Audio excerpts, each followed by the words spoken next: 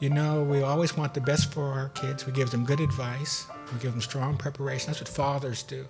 A father's not a disengaged person. A father is a person that rears and loves and guides. A father is someone who tells kids that the world is not an impossible thing to get your arms around. One must struggle to do that. One must work hard to do that. But they can get their arms around their world. That there's nothing that will defeat them. There's nothing that can defeat them in life other than the fact that they gave up. Nothing out of their reach other than what they let out of their reach. I think there's another reason as well, and that is fathers see themselves as providers and protectors of their children.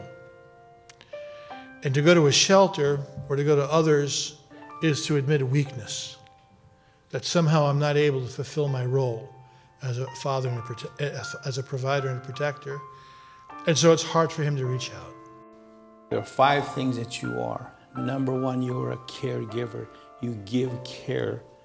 That's what a father does. Another thing is not besides you're a teacher, you're a provider, you're a protector, but also you're a rescuer. You need to rescue people. And just simply let us continue to encourage the role of men in the lives of their families and their children. Some of our fathers come to us homeless, houseless, friendless, and penniless. All they have is just a little bit of hope. That's all they got and nothing else.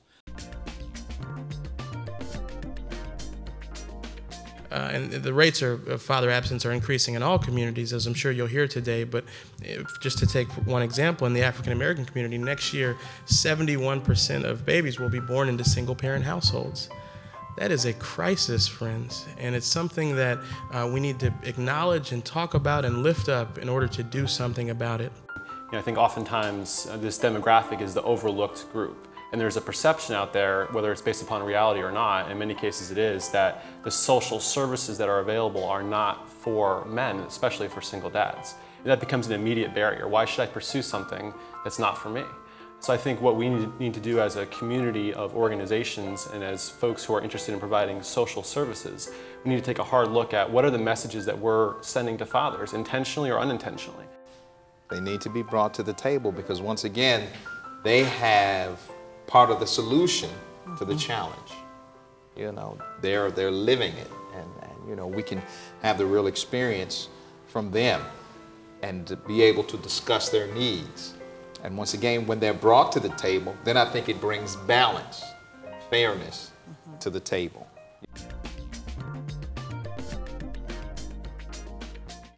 That's deeply personal to President Obama.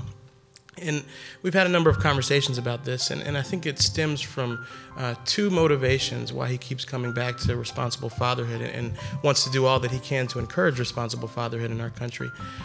The first is that, quite frankly, he grew up without his dad in his own home.